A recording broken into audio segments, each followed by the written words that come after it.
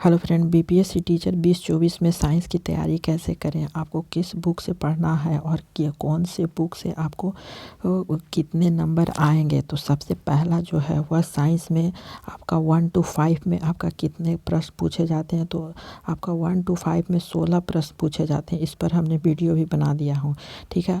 और उसके बाद आपका 6 to 8 में वह आपका 40 मार्क्स साइंस से पूछे जाते हैं। और 9-10 में आपका जिन सब्जेक्ट से रहेगा उनमें आपको 80 मार्क्स का पूछा जाएगा।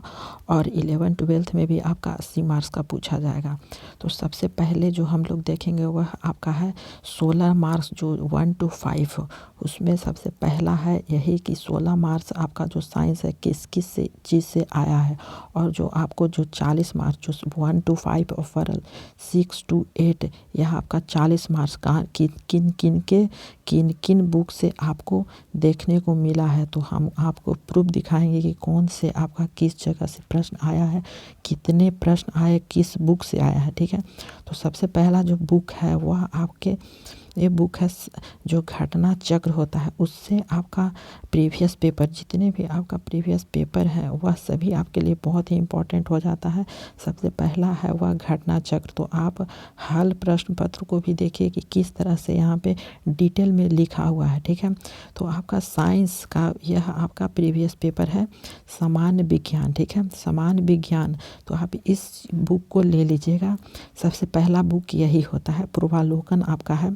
आपका जितने भी प्रीवियस पेपर के पूछे जाएंगे वह सभी का आपका यूपीएससी सभी को प्रश्न आपको इसमें शामिल है, ठीक है।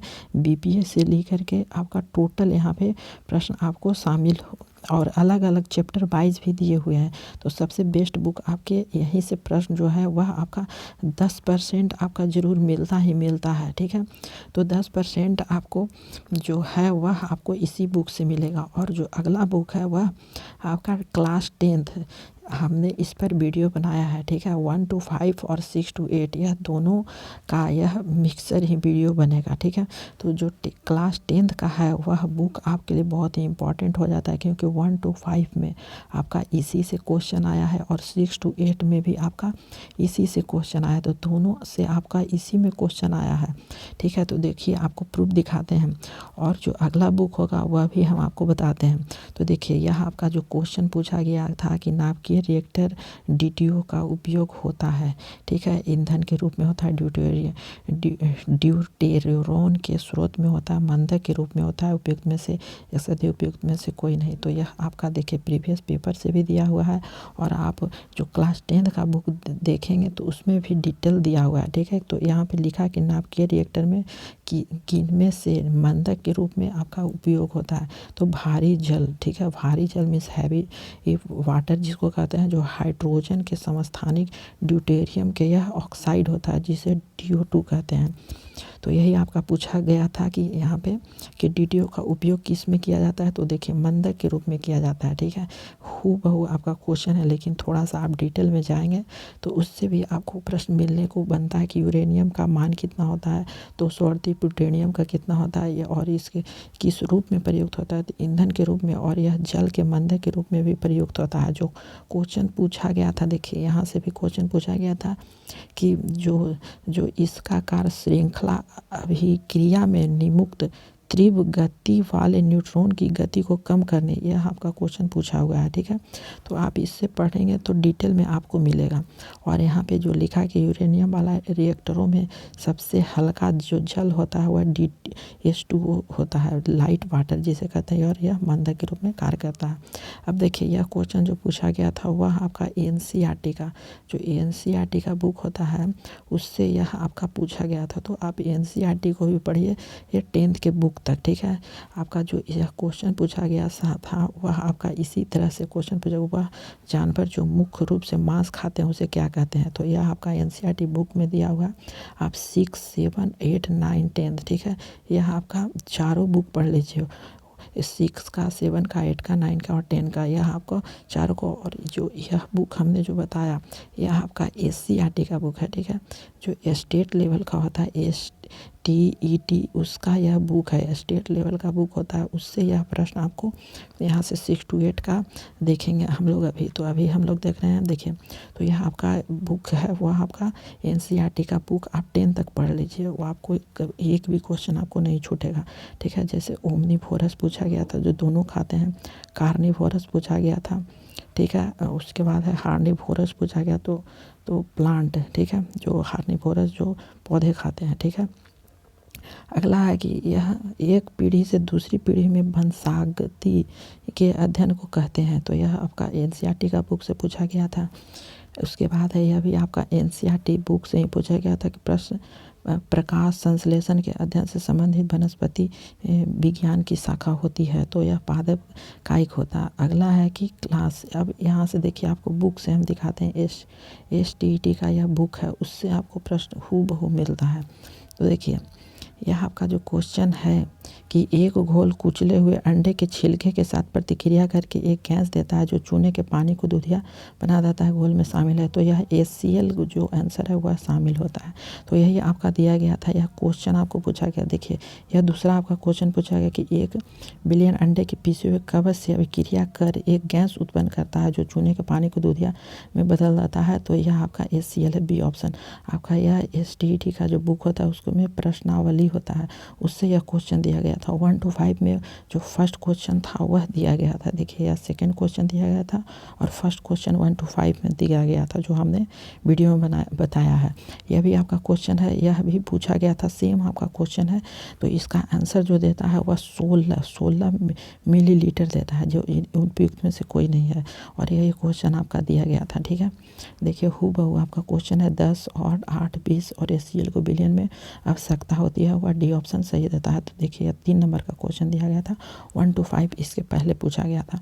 यह देखिए आपका जो क्वेश्चन है यह सभी को पता होगा, ठीक है, तो धोवन सोडे का होता है, और यह SCERT से भी है और NCERT का बुक से भी यह आपको मिलता है। तो देखिए हमने SCERT का जो बुक है उससे यह निकाल के दिया हुआ है, ठीक है, जो यह पूरा आपका दिया गया है कि 2CO3 10H2O धोने का सोडा जो अन्य रासायनिक नाम सोडियम क्लोराइड से प्राप्त हो किया जाता है, और ऊपर देख चुके हैं कि बेकिंग सोडा के गर्म करने से सोडियम कार्बोनेट प्राप्त किया जाता है, और सोडियम कार्बोनेट पुनः क्रिस्टलीय करके उसे धोने का सोडा प्राप्त किया जा सकता है, और यह क्षारक लवण है, ठीक है।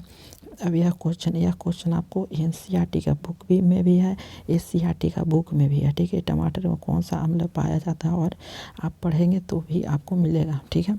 अगला है कि मनुष्य में गुर्दे के मूत्राशय में जोड़ने वाली नलिका है, तो यह आपका जो क्लास 7 का है उसमें दिया गया है, ठीक है। NCERT का बुक में आपका टोटल दिया गया है, मूत्र पथ किसे कहते हैं, मूत्रवाहिनी कहाँ से कहाँ जोड़ता है, तो यही आपका क्वेश्चन पूछा गया था। अगला है कि अलवणीय पौधे एवं जानवरों के जीवन में कौन सा, यह आपका 1 to 5 में भी पूछा गया है।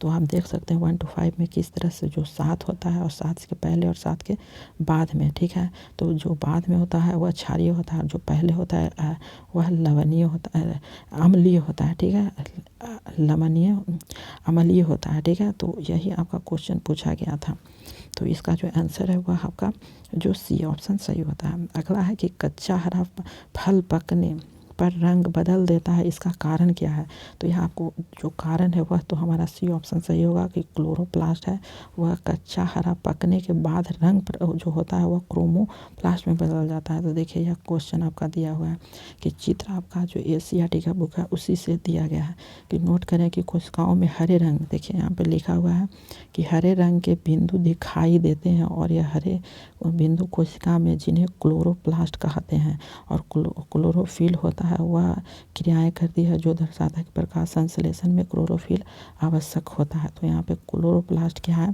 तो क्लोरोप्लास्ट है वह आपका जो कच्चा हरा फल पकने के बाद रंग बदल लेता है, तो कच्चा हरा रंग पकने के बाद करा, तो पकने के बाद होता है क्रोमोप्लास्ट, और जो पहले होता है वह क्लोरोप्लास्ट होता है, ठीक है। अब अगला है यह आपका NCERT का बुक है, वह NCERT बुक से 7 क्लास से यह पूछा गया था, ठीक है, कि अमीबा भोजन को पचाता है, वह खाद रतिका में पचाता है, पादप में यह भोजन को पकड़ता है पादप से, ठीक है। तो हूबहू आपका दिया गया है। और यह भी आपका वहीं से क्वेश्चन दिया गया था कि राजधानी में कौन सा कार्य नहीं करते हैं, ठीक है। तो यह भी ऑप्शन सही होता है। आप NCERT का बुक देख लीजिएगा।